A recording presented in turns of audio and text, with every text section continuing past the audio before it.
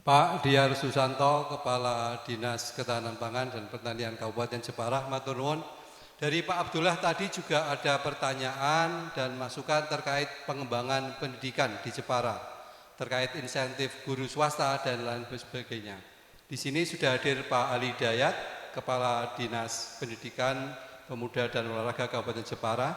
Juga nanti dari Kemenak Pak Gih nanti ikut menambahkan terkait untuk yang guru dunia. Monggo Pak Ali. Oke, izin, terima kasih. Izin Pak Bupati dan Bapak Ibu semuanya menanggapi apa yang disampaikan. Selamat datang Gus Wabub. Ya.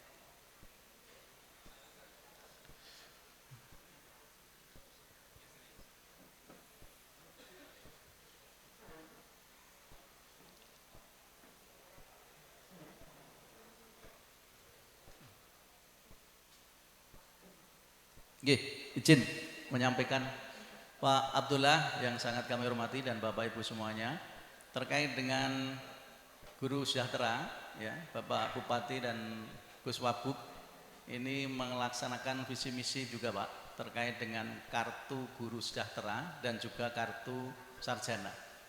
Untuk teman-teman yang non ASN, yaitu guru-guru kita yang non ASN, kemarin sudah terdata, terverifikasi dan tervalidasi. Ternyata teman-teman non ASN kita itu yang sudah kita data 19.700-an Bapak.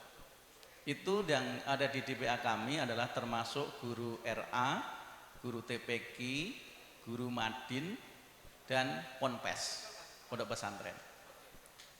Dan sampai dengan tahun ini masih ada dana hibah yang untuk bantuan sosial itu satu bulannya Rp150.000. Nanti oleh Mas Bupati akan bertahap, setiap tahun akan dinaikkan, mudah-mudahan nanti ada anggaran yang cukup untuk itu. Sehingga sekali lagi untuk teman-teman dari guru non ASN ini sudah ada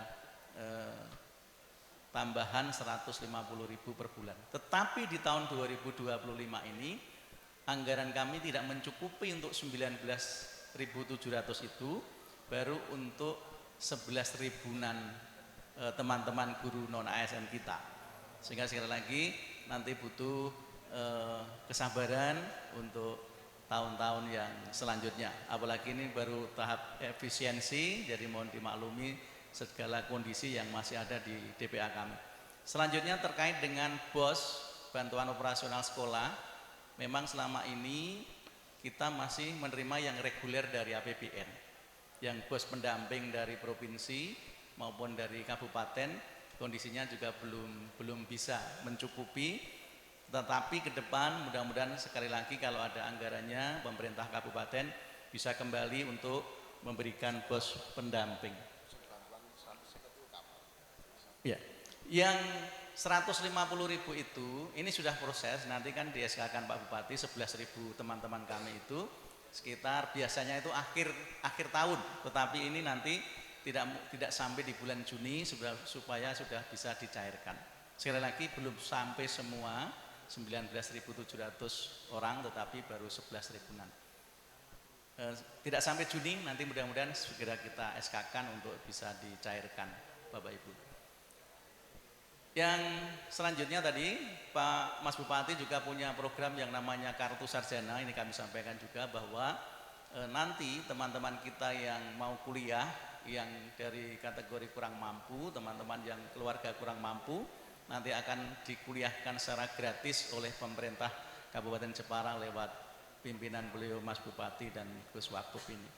Dan ini sudah kita kerjasama dengan para perguruan tinggi, bahkan besok pagi akan mendatangkan 14 perguruan tinggi di ruang kerja Mas Bupati untuk menerima bantuan dari masing-masing perguruan tinggi berapa yang akan dikuliahkan secara gratis di perguruan tinggi tersebut. Kemudian yang BOS tadi, BOS reguler memang salah satunya baru dari APBN, yang pendamping dari provinsi maupun dari kabupaten untuk sementara ini belum bisa, menunggu ada kemampuan anggaran yang ada nanti. Terima kasih yang dapat kami sampaikan. Ada tambahan Pak Kemenak? Sebentar ya. Dari Kemenak mohon izin Pak Maruf untuk lagi tambahan. Terima kasih. Assalamualaikum warahmatullahi wabarakatuh. Mohon izin Pak Bupati dan Pak Wagub. Kaitannya dengan peningkatan kepedulian dan kehadiran kami di masyarakat, kami kebetulan diberikan amanah untuk mengelola zakat profesi, Pak. Zakat profesi di Kementerian Agama, dari ASN Kementerian Agama, alhamdulillah 99% sudah kami kami pungut dengan sistem yang ada. Dari zakat itu kami mempunyai program-program, diantaranya adalah kami namakan ada namanya Bos Bahtera, Pak. Bos Bahtera itu bantuan modal usaha bagi ustadz, ustadzah, bahagia dan sejahtera. Ini kami tujukan untuk membantu para ustadz, ustadzah di Madin atau TPQ yang belum tersentuh bantuan dari instansi-instansi yang lain. Jadi kami memberikan kesempatan bagi ustadz, ustadzah untuk mengajukan permohonan bantuan bagi yang membutuhkan. Biasanya kami memberikannya antara 1 sampai 1,5 juta tiap ustadz, ustadzah. Ini sudah bergulir hampir 2 tahun dan proposal yang ada di kami sudah numpuk banyak. Jadi kami juga menentukan bagaimana nanti kami menentukan siapa-siapanya juga berdasarkan asnaf yang ada, asnaf zakat yang ada. Itu yang dari, kemudian ada bantuan lagi namanya Basmalah, bantuan rumah sehat dan layak huni bagi marbot masjid dan asnaf fi sabilillah. Itu kami alokasikan untuk membantu para aktivis-aktivis marbot masjid yang sekiranya mempunyai rumah tapi perlu direhab, diperbaiki. Kami akan memberikan bantuan sesuai dengan kemampuan kami. Itu mungkin yang bisa kami tambahkan dari program yang ada di Kementerian Agama. Monggo Bapak Ibu yang dari Ustadz, Ustadzah, dari TPQ atau Madin yang berkenan memberikan berkenan membuat permohonan kepada kami, insya Allah kami akan memberikan bantuannya.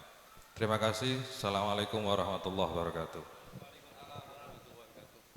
Terima kasih Pak Ali Hidayat, Kepala Dinas Pora, dan Pak Burhan dari Kemenak ya Pak. Bapak Ibu yang kami hormati, sepertinya tadi pertanyaan dari Pak Abdullah sudah mewakili aspirasi dan pertanyaan dari Bapak Ibu semua, ge. Sampun cukup? Oh, masih Pak Abdullah. Pak Abdullah tadi sudah menangkap ya apa yang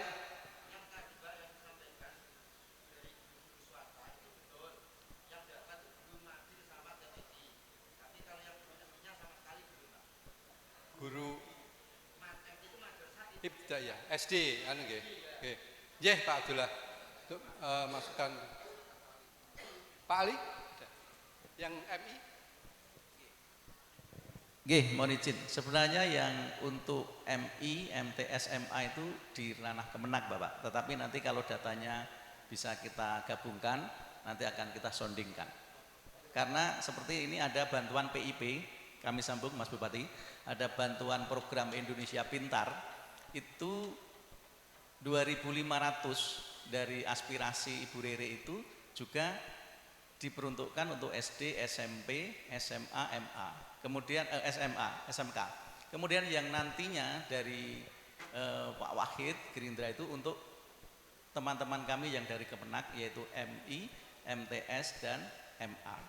Karena sekali lagi yang di pusat itu kami di bawah Kemendikdasmen, kalau Kemenak di bawah Kemenak di Kementerian Agama.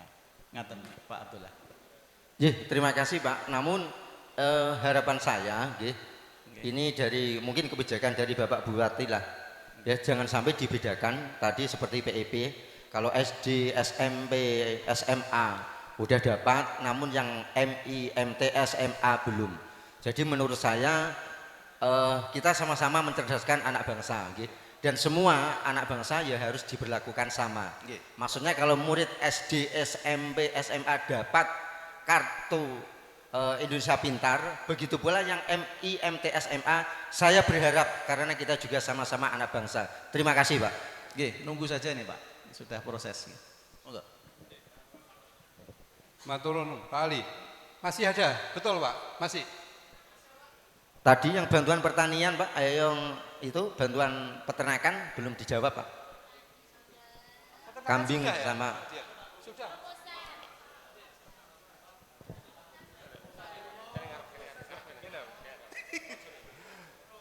Assalamualaikum warahmatullahi wabarakatuh. Terima kasih atas waktunya. Kami dari Pemdes Sumberjo, tepatnya saya ini dari Kaur Perencanaan, nama saya Karsono. Jadi hari ini kita mau mengusulkan, Pak, hari ini kita mengusulkan ke perihal infrastruktur, Pak. Jadi ini mungkin nanti ke PUPR dan ke Dinas Perairan, Pak. Jadi yang pertama, Pak, ini tentang pelebaran jalan, Pak. Jadi ini memang kalau di desa ini memang problem kita, Pak. Walaupun ini itu sudah masuk ke biasanya didanai PIK, Pak. PIK ini cuma karena PIK ini kan hanya 200 juta ya, Pak. Lah ini sepis dalannya itu panjang, Pak. Jadi nak nunggu itu yuk sangat lama, Pak. Jadi harapan kami mungkin kita karena yang terbiasa mewakili di Musren Bangcam juga kita. Harapan kami ini ada suplai dana yang lain selain PIK loh, Pak. Karena kalau menunggu itu kan terlalu lama. Jadi ini yang pertama. Kemudian yang selanjutnya adalah follow up tentang air bersih, Pak. Jadi Sumberjo itu sebetulnya punya problem air bersih, Pak. Jadi di Dukuh Alang-Alang Ombo dan Dukuh Glingsem itu apabila musim kemarau, Pak, itu pasti dari ini, Pak, BPBD ini selalu mengirim bantuan, Pak. Jadi oleh sebab itu ya, Pak, kami mengharap jadi aspirasi kami ini bantuan entah itu sumur atau apa yang intinya bisa untuk mensuplai daripada dua dukuh ini tadi, Pak. Jadi dua dukuh ini ya kakaknya sekitar ini itu dukuh terbesar, Pak. Sekitar 700-an, Pak. Karena Sumberjo itu hanya sekitar 1.100-an. Dua dukuh ini sudah dukuh terbesar, Pak. Jadi harapan kami yang kedua yaitu, Pak, bantuan intinya air, Pak, untuk di musim kemarau yang untuk mensuplai dua dukuh, Pak. Dan karena di Dukuh Alang-Alang Ombo, Pak, jadi sumbernya selama ini itu dari mata air dari sana, Pak, hutan BKSDA, Pak, disalur ke dua dukuh sini sama sini. Kemudian ada sekitar 3 tahunan, Pak, di Dukuh Alang-Alang Ombo ini dapat bantuan, Pak. Cuman relate di lapangan kenyataannya realita juga tidak mencukupi, Pak. Lah harapan kami di Dukuh Glingsem ini bisa dibangunkan sumur kembali, Pak. Ini yang kedua, Pak, ya. Yang ketiga ini adalah aspirasi dari Tempur, Pak. Ini yang lokasi Bronjong yang kemarin disurvei Mas Tegus Wabub, nggih. Niku Bronjong di Dukuh Pendem, Pak. Di Dukuh Tempur, Pak.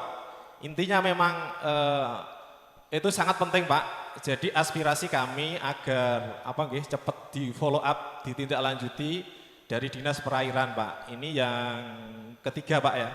Tambah satu, Pak, ini, Pak. Ini yang biasanya, Pak, ini usulan yang kita usulkan ke provinsi, Pak. Ini Sumberjo itu punya jembatan, Pak. Jembatan penghubung dengan Kabupaten Pati, Pak. Yang tepatnya di Dukuh Pendem, Pak. Nah ini tuh selalu kita usulkan terus, Pak. Di usulan yang ke provinsi itu loh, Pak. Cuman sejauh ini ya tidak ada tanggapan apapun, Pak. Jadi 4 tadi, Pak. Yang pertama adalah pelebaran jalan, sumur di Dukuh. Pelebaran jalan Dukuh Alang-Alang Ombo, Pak. Kalau di SK-nya itu jalan Sumberjo Celering. Kemudian untuk sumur di Dukuh Glingsem, Bronjong di Dukuh Tempur yang kemarin disurvei Mas Wabub. Kemudian yang jembatan itu di Dukuh Pendem. Jadi kami seperti itu. Wassalamualaikum warahmatullahi wabarakatuh. Matur nuwun Pak Karsono, kelihatannya semua pertanyaan ini arahnya ke Pak Ari Bahtiar ini, Pak. Tapi Bapak Ibu, karena di forum ini juga dihadiri unsur dari desa yang lain selain Sumberjo, maka kami kasih kesempatan satu lagi untuk desa yang lain selain Sumberjo.